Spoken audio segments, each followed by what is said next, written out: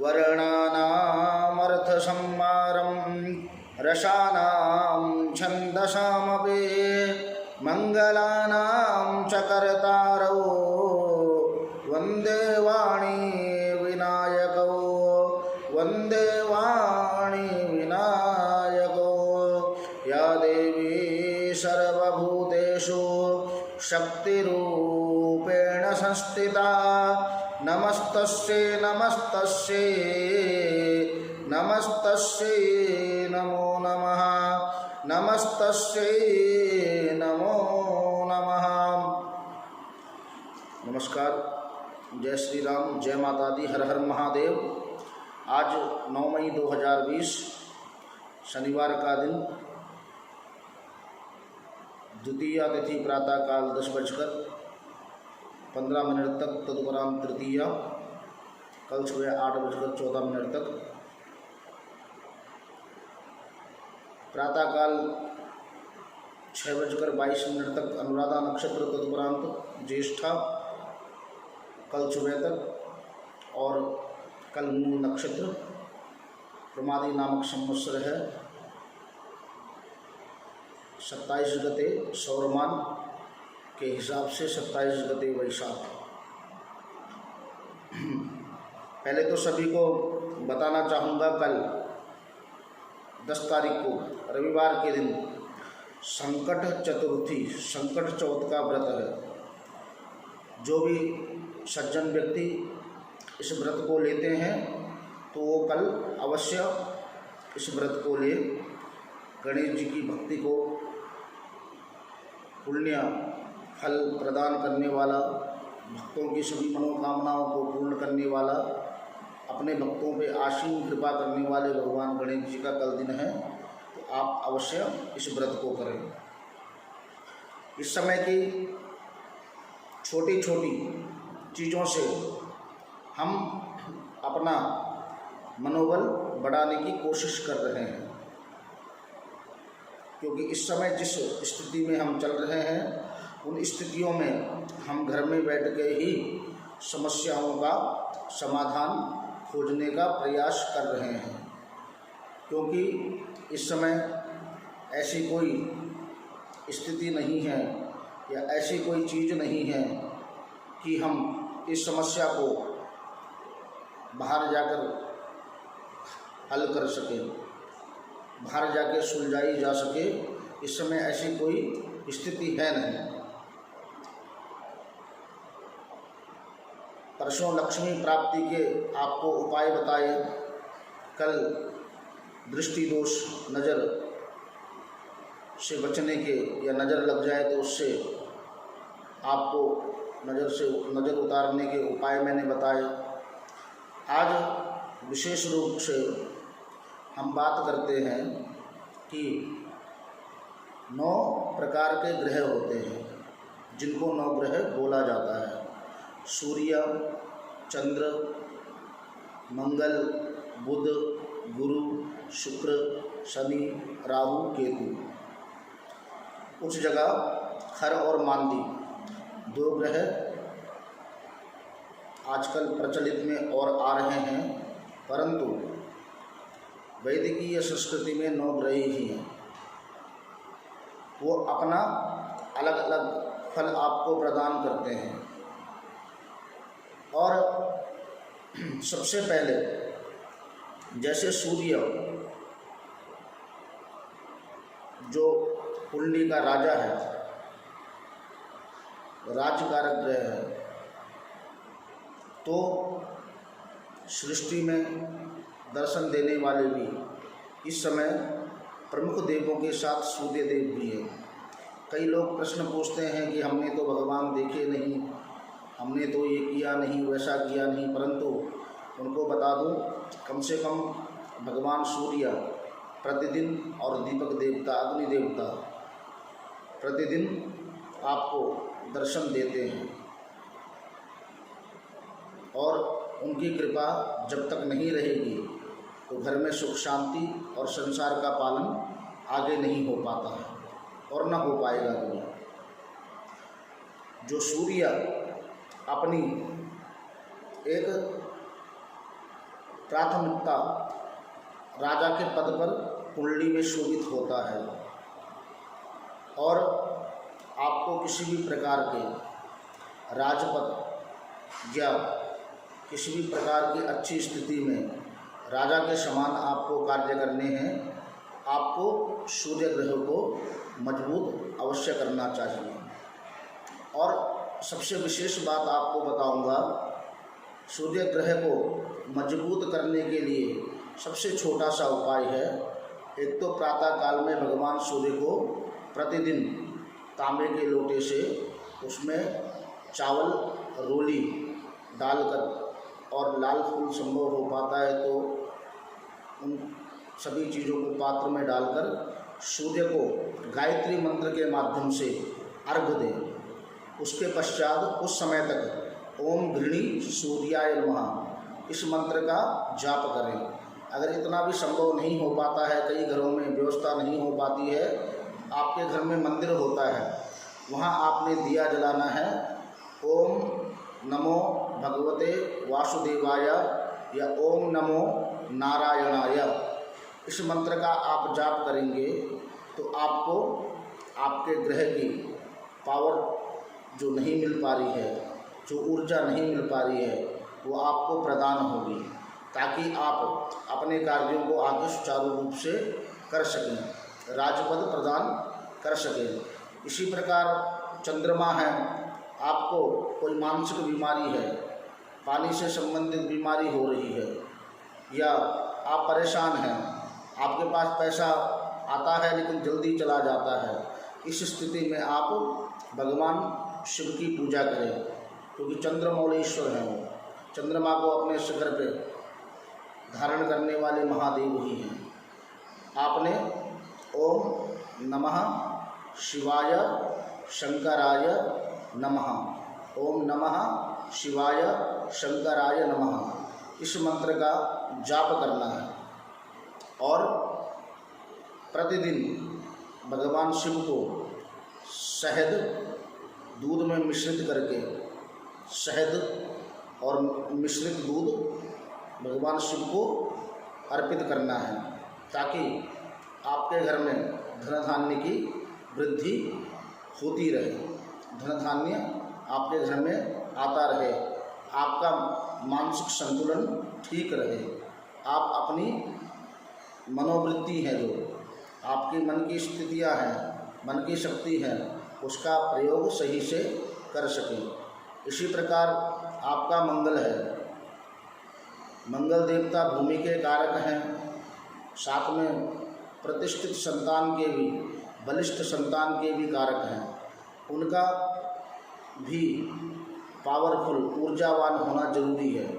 अगर आपको इन चीज़ों में कहीं भूमि भवन इत्यादि क्षेत्रों में कहीं संतान पक्ष में समस्या आ रही है, इस स्थिति में आप हनुमान जी की पूजा करें, उनको लड्डू का भोग लगाएं, मीठे पान का भोग लगाएं, हनुमान चालीसा, बजरंग बाण इत्यादि का पाठ अवश्य करें, घी का दिया भी जला के जरूर रखें। इसी प्रकार भगवान चौथे जो चीज़ें हैं, ग्रह हैं, आते हैं बुध देव, जो आपकी बुद्धि, विवेक, वाणी, व्यवसाय को आगे बढ़ाने में आपकी बहुत प्रकार से मदद करते हैं।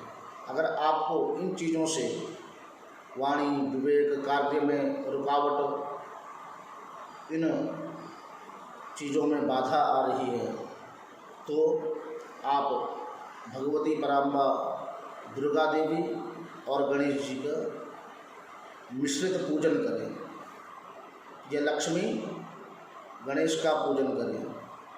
देवी के पूजन के समय ओम ऐं ह्रीं क्लीं चामुंडाय विच्चे इस मंत्र का जाप करें, उनको लाल फूल अर्पण करें और गणेश जी को दूर्वा चढ़ाए, ओम गं गणपतये नमः इस मंत्र का जाप अवश्य करें। मोदक उनको बहुत प्रिय हैं, मोदक भी बुधवार को या शनिवार को उनको अर्पण करते रहे। उसके बाद देवगुरु बृहस्पति अगर कोई उच्च शिक्षा, उच्च सम्मान, उच्च कुल में व्यवसाय या उच्च कुल में विवाह या अपने आप को समाज में प्रतिष्ठित करना चाहता है, अपनी वाणी, विवेक, बुद्धि, विकास से और नहीं हो पा रहा है, उस स्थिति में आप भगवान विष्णु की शरण में जाएं और ओम नमो भगवते वासुदेवाय,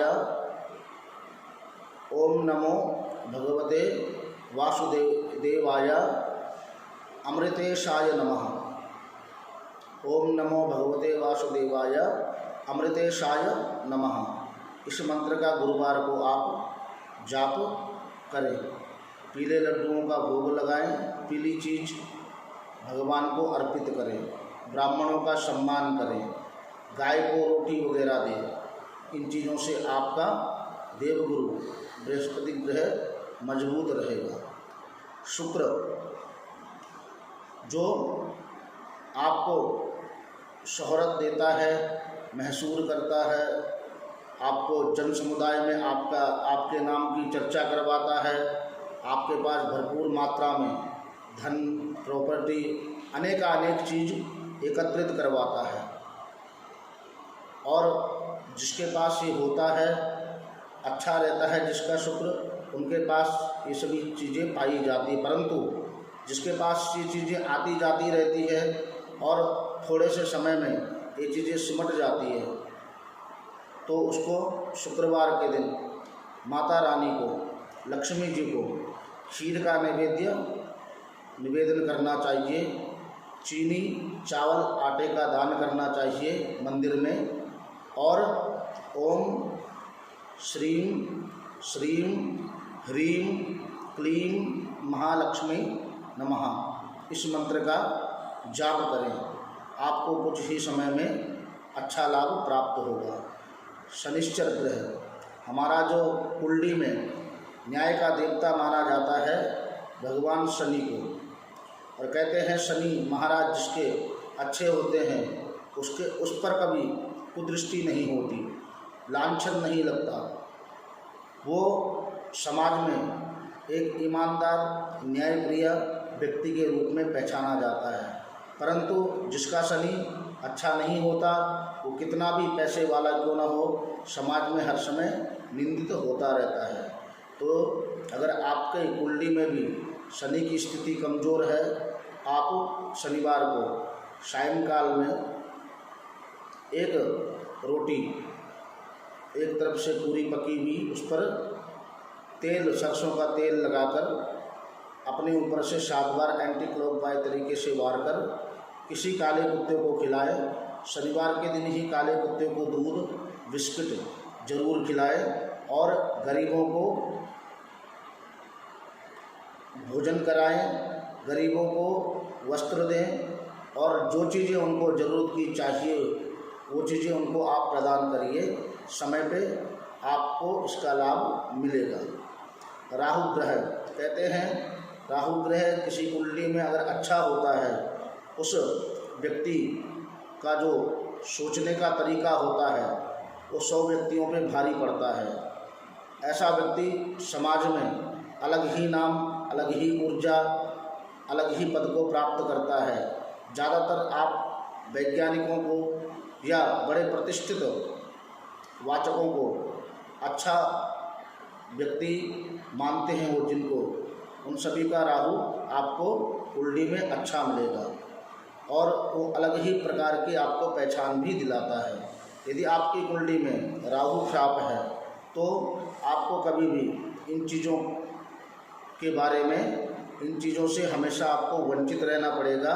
इन चीज़ों के लिए आपको हमेशा संघर्ष करना पड़ेगा। लेकिन यदि आप उन चीज़ों पे कार्य कर रहे हैं और वो चीज़ें आपको फलित नहीं हो पा रही हैं, ऐसी स्थितियों में आप शनिवार को या बुधवार को मछलियों को दाना डालें और बाजरा कबूतरों को डालें। किसी घड़े का दान पानी भरकर किसी गरीब को दें या मंदिर में रखें और शनिवार के दिन ही आप काले गुलाब जामुन गरीबों में बांटें तो आपका राहु अच्छा रहेगा। कुंडली में कहते हैं केतु ग्रह मोक्ष का कारक माना जाता है केतु को, और कुत्ते का रूप भी है उनका, कुत्ते की भी पूजा केतु के रूप में कई जगह लोग करवाते हैं, करते हैं। तो जिस प्रकार कुत्ता एक स्वान वफादार होता है, उसी प्रकार हमारा केतु ग्रह भी है। जिसकी कुंडली में केतु अच्छा होता है वो व्यक्ति अपने विचारों से, अपने विवेक से और अपनी संस्कृति से समाज को, अपने परिवार को एक अलग ही पहचान दिलाता है।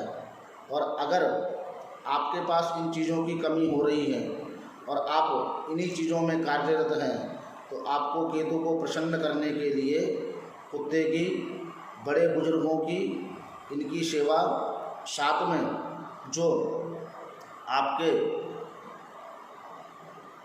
आजकल हिजड़े होते हैं न रोडों पे, उनको भी आप कुछ न कुछ शनिवार को दान करें तो आपको केतु ग्रह अच्छा फल प्रदान करने लगेगा। ये 9 ग्रह कुंडली में बड़े पावरफुल होते हैं। इनके देवता होते हैं, इनके उपदेवता होते हैं, इनके अलग अलग प्रकार के मंत्र होते हैं। अभी मैंने आपको जो चीज़ बताई है ये केवल एक छोटी सी चीज़ है। इसका कभी विस्तार से वर्णन जब कभी समय अवधि मिलेगी, जब कभी आप और हमारे बीच वार्ता होगी, इसका सविस्तारीकरण होगा कि कैसे एक ग्रह की बहुत बड़ी बड़ी चीज़ें होती हैं, कैसे वो ग्रह फैलता है, किस प्रकार उसके उपाय होते हैं, किस प्रकार का वो फल देता है, किस प्रकार की उसकी स्थिति होती है, जन्म के समय के बाद उन ग्रहों की स्थिति कैसे कैसे बदलती है। इस पे आगे आगे समय पे हम चर्चा करते रहेंगे। अभी आपको जो चीज़ बताई है एक छोटी सी चीज़ है। जो चीज़ आपको अगर लग रही है कि ये चीज़ें हो रही हैं, ऐसे समय में आप उन चीज़ों की पूजा कर सकते हैं, उन देवों की पूजा कर सकते हैं, उन ग्रहों की पूजा कर सकते हैं, उनके छोटे छोटे उपाय करके अपने को इससे आगे निकाल सकते हैं, अपने को आगे बढ़ा सकते हैं। आज के लिए इतना ही। धन्यवाद। नमस्कार। आचार्य दीपक उनियाल। जय हिंद, जय भारत।